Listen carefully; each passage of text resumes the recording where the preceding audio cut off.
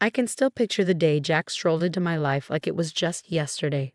I was in a tiny cafe, sipping on their cheapest coffee and trying to sort out my thoughts. Then he walked in, looking like he stepped out of a movie scene. No fancy lights or music, just the jingle of the doorbell and the smell of stale coffee mingled with his aftershave. "Mind if I sit here?" he asked, flashing me a charming smile and pointing to the empty chair across from me. "Go ahead," I said, trying to play it cool despite my surprise at his sudden appearance. We hit it off right away, like two peas in a pod. We had the same interests, from binge-watching cheesy TV shows to arguing over the best pizza topping, pineapple, no doubt. Soon, we were serious about each other, not just casually hanging out. It felt like we had known each other forever. And before we knew it, marriage was on the table. But then came the tough part. Let me tell you, his parents were a handful. Meeting them for the first time was like stepping into a lion's den with a juicy steak strapped to my back. They had this way of smiling while silently judging you, deciding if you were up to par or not. "You're the one Jack can't stop talking about, huh?" his mom said, her tone more frosty than friendly. "Yep, that's me," I replied, trying my best not to let her intimidating aura get under my skin. His parents wasted no time in expressing their desire for us to sign a prenup.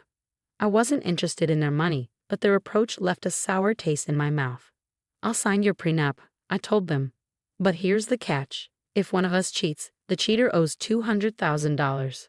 Jack looked stunned, like I'd slapped him with a wet fish. "Babe, I'd never cheat on you," he insisted, his expression dead serious. "Yeah, well, my ex said the same thing before I caught him cheating," I shot back. It was either this deal or nothing. Jack eventually agreed, though his parents didn't seem too thrilled about it. We figured that settled the matter, but we were in for a surprise. One evening, we were cozied up on our old squeaky couch. We always talked about replacing it, but it held too many memories to let go. The TV droned on in the background, but we were too wrapped up in planning our dream trip to Switzerland. We knew it would stretch our budget thin, but we were determined to make it happen. Picture it, Jack. The food, the wine, the art. "We have to go," I exclaimed, excitement lighting up my eyes. Jack chuckled and pulled me closer. "Linda, you had me at food, but let's face it, our bank account is more suited for backyard camping than a fancy trip to Geneva." I nudged him teasingly. "Then we'll save up. We'll cut back on things we don't really need, like your video games." He feigned shock. "Not the video games. Take my shirts, my shoes, even my beloved coffee maker, but spare the games." We shared a laugh. That was us in a nutshell, dreaming big while staying grounded in our simple life. And we were content. Our happiness didn't just lie in grand adventures, it was also in the everyday moments, like Jack's attempts at cooking breakfast on Saturdays. He wasn't a culinary master, but he had somehow perfected scrambled eggs and toast, which he proudly served with his less than perfect coffee. "I'm feeling scrambled eggs today. What do you think?" he'd ask, already making his way to the kitchen. "Only if you promise not to burn the toast this time," I'd tease back, adding, "and I'm taking charge of the coffee." One day, as we tackled the dishes together, a mundane chore that felt special because we did it side by side, Jack broached a topic we'd been avoiding. "Linda, we need to talk about, starting a family," he said, breaking the comfortable silence. I paused, holding a plate in my hands. "I know it's just scary, isn't it? What if it doesn't happen for us?" Jack turned to me, drying his hands on a towel. "Then we'll face it together. But we won't know until we try, right? How hard can it be?" He chuckled, a mix of nerves and affection in his tone. Famous last words, huh? But that's us. Whatever life threw at us, we tackled it together. Even when his mom started dropping hints about wanting grandchildren every chance she got, we handled it. "Linda, dear, when are you going to give me some grandbabies? You're not getting any younger, she'd say, her tone sugary but her message clear as day. I'd hold my tongue, flash a smile, and chirp, "We're on it, right, Jack?" And he'd chime in, "Mom, chill out, okay? These things don't happen overnight." But as time passed, the pressure mounted. It wasn't just from his mom, but from us too. We longed for a family, but it wasn't falling into place as easily as we'd hoped. Since Sophia found a new hobby in making my life tough, our home felt like a war zone. her sharp words the main ammo. It all boiled over during one Sunday lunch meant to be serene and easygoing. Right on cue, Sophia barged in uninvited just as we were about to dig in. The atmosphere turned tense the moment she stepped in, her eyes scanning the room like she was inspecting a battleground. "Well, isn't this a quaint little setup?" she sneered, eyeing the modest meal I'd whipped up. "Quite the effort, Linda. Looks like you've been slaving away in the kitchen all morning." Trying to keep the peace, I mustered a smile. "It's nothing fancy, Sophia. Just something simple and quick.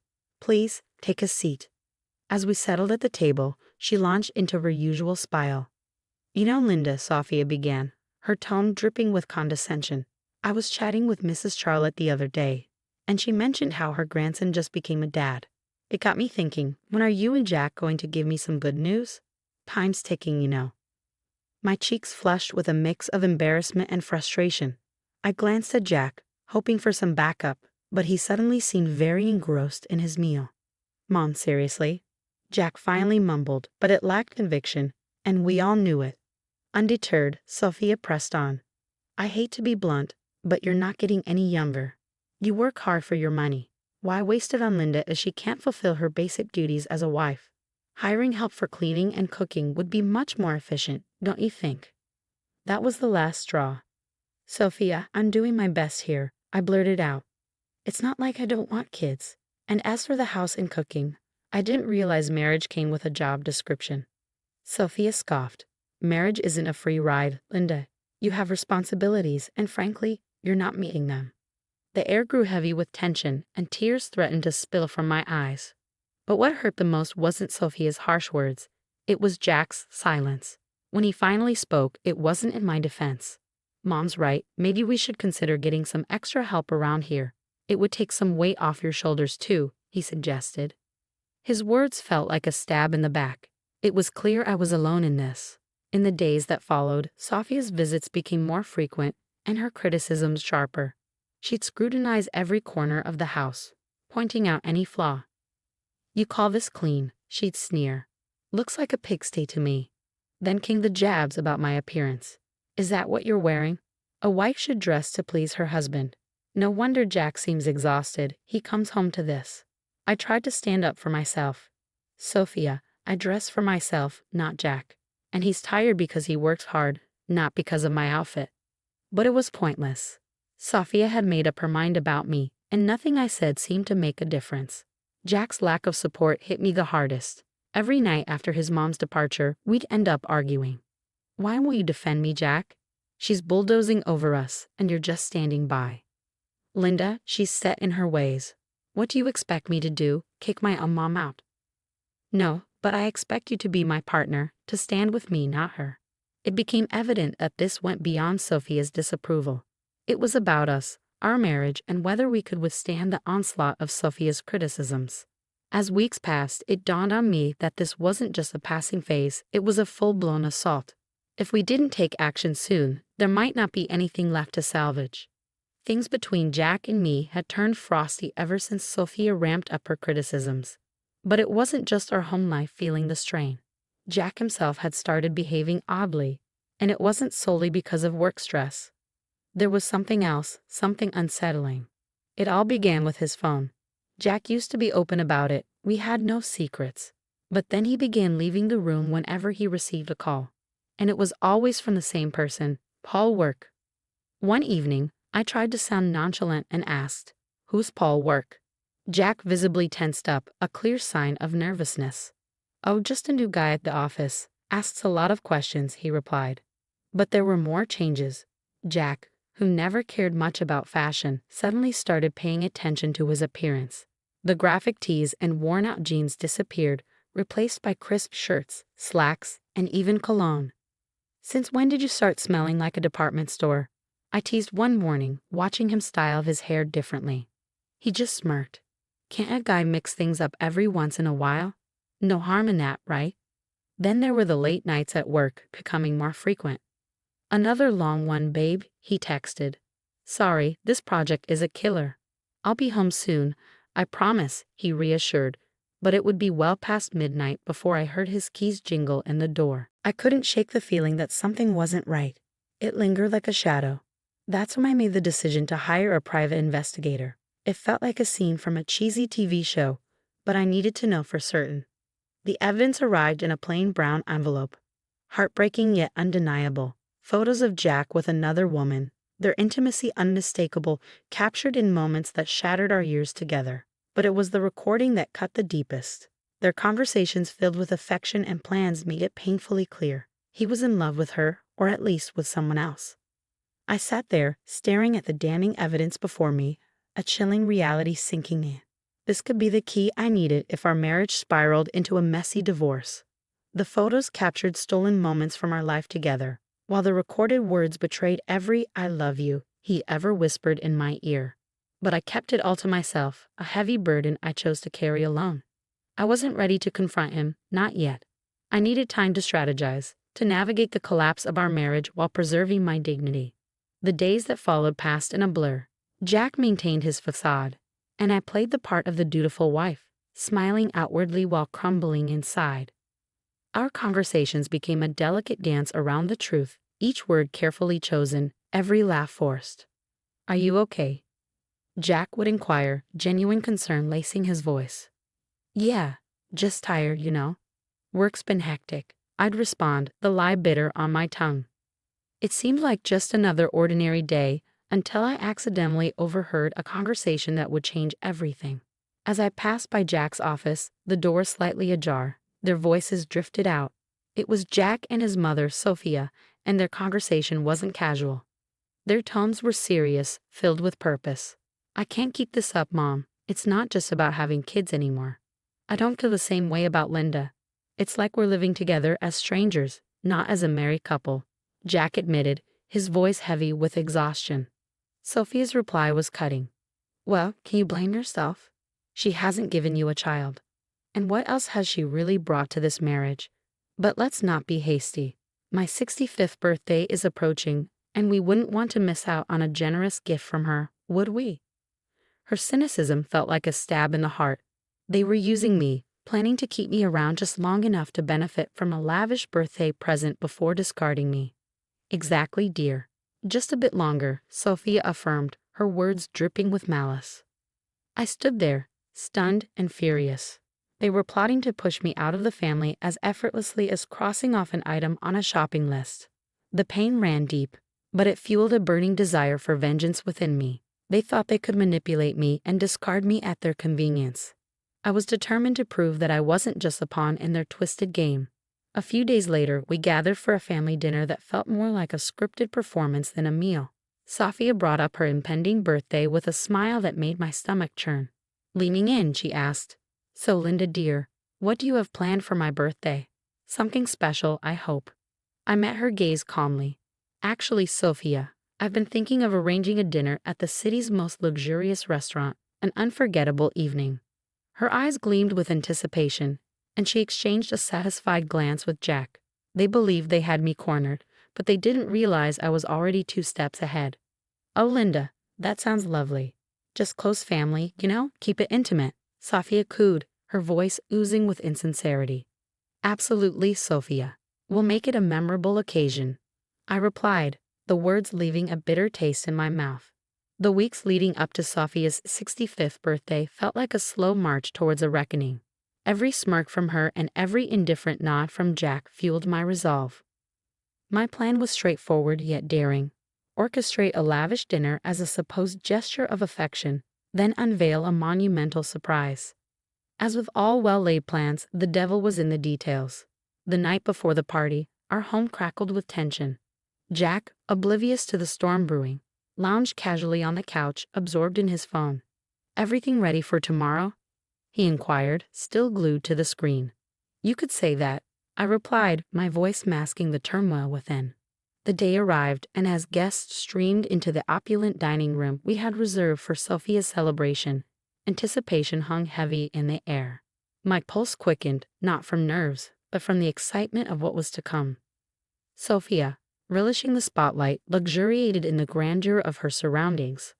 "Oh, Linda, you've truly outdone yourself. This place is divine," she proclaimed loudly enough for neighboring tables to hear. As we settled in, the evening unfolded with the peculiar cheer typical of family gatherings. Laughter rang out, stories were shared. Then, as the dessert plates were whisked away, the waiter approached with the climax of the evening. The bill. He leaned in discreetly and murmured the staggering dinner costs. $66,000. I handed over my credit card, my action going unnoticed by most. Then, with a strained smirk, Jack decided to drop his bombshell. Linda, it's time for the truth. I'm done with this, with us. I want a divorce. His words hung heavily in the air, suffocating the room. Before I could fully process his announcement, Sophia, sharp and unyielding, interjected. Well then, now that's out in the open, it's best you leave, Linda. Tonight is about family, and well, you're no longer part of ours. The room fell into a hushed silence, every gaze fixed on me, awaiting my response. But I refused to crumble. With a composure I didn't truly feel, I rose from my seat, nodded, and departed without a word. The chill of the night air slapped against my skin as I made my way home, the weight of finality crashing over me in waves. By the time I reached Arno's apartment, I had a plan. I gathered my essentials, my numbness morphing into steely determination. This was the end of one chapter and the beginning of another. As I sealed my last suitcase, my phone buzzed incessantly. Initially, I ignored it, but curiosity got the better of me, and Sophia's voice erupted from the other end. Linda, the payment didn't go through. You need to fix this right away, Sophia's voice demanded. The irony was bittersweet. In my preparations, I had blocked access to the shared account, anticipating it would be Jack's first move. Oh, Sophia, what a shame. But since I'm no longer considered part of the family, as you've made abundantly clear, I'm afraid you'll have to handle this matter on your own. Her indignation crackled through the phone, but it was a symphony to my ears. The ensuing chaos was a fitting conclusion to the charade my marriage had become. I heard tales of the restaurant staff demanding payment, Sophia's escalating fits, and eventually the police being called to defuse the situation she had incited. In the end, it was Jack and his kin who scrambled to settle the bill. A poetic retribution for the betrayal and indignity they had subjected me to. The morning after the dinner felt like emerging from a tempest. Armed with my plan, my determination, and a stack of divorce papers in hand, I returned to what once was our shared abode for the final time. The atmosphere was tense, palpable, as if it could be sliced with a blade. Jack and Sophia stood there, seemingly embroiled in a heated exchange. Their animosity toward me seemed to merge into a unified front of fury upon my arrival. You've got some nerve showing your face here after last night, Jack spat, his features twisted in a mixture of anger and disbelief. Quick to echo his sentiment, Sophia hurled her own barbs. Ingrate, you've brought shame upon us in front of the entire city. Do you comprehend the humiliation of having the police summoned on account of your actions? People were laughing, filming. I met their fury with a composure I hardly felt. Shame? Is that your primary concern right now?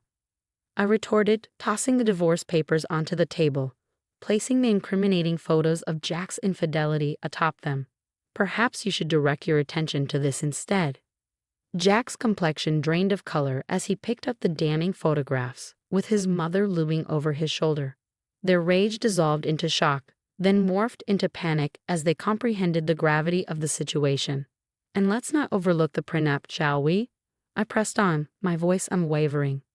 You stray, you pay, precisely $200,000. Sophia's features contorted into a snarl. You wouldn't dare. You can't do this to us. Oh, but I can, and I will, I retorted, my voice devoid of warmth, resolute in my decision. Recognizing the gravity of the situation, Jack altered his approach. Please, let's discuss this. We can find a solution. I couldn't suppress a bitter, mirthless laugh. Find a solution? You think a few words can undo everything? No, Jack, it's over. Sophia, ever the master manipulator, attempted to soften her stance, her tone dripping with false concern. Linda, darling, think about what you're doing. This will destroy us. That ship has sailed, Sophia. You should have considered that before.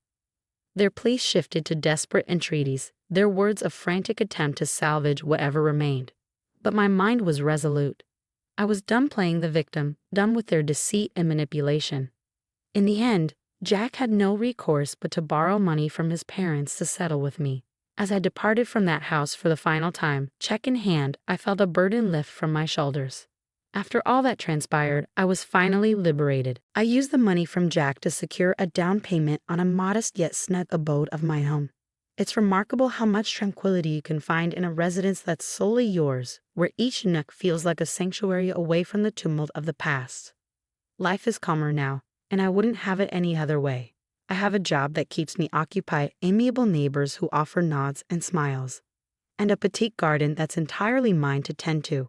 Occasionally, I catch wind of gossip concerning Jack and Sophia. Just the other day, while grabbing coffee from the local spot frequented by the community, I bumped into an acquaintance from the old neighborhood. After some polite chit-chat, they leaned in, lowering their voice, and whispered, "Hey, have you heard the latest scoop about your ex and his mom?" Their eyes gleamed with intrigue. I arched an eyebrow, intrigued yet detached. "Can't say that I have." "Do share." They seemed to relish divulging the news. Apparently, Sophia isn't too thrilled with Jack's new girlfriend. Rumor has it they're quarreling like there's no tomorrow. Puts your situation in a whole new light. We moved on from the topic, but as I strolled away with my coffee, I felt a profound sense of relief. There was a time when such news would have unsettled me, but now it's simply another chapter in someone else's tale. These days, my greatest worries revolve around whether my tomatoes will ripen before the squirrels snatch them, or if I'll ever master yoga without resembling a newborn deer on ice. Life is simpler, quieter, and considerably sweeter on this side of the chaos.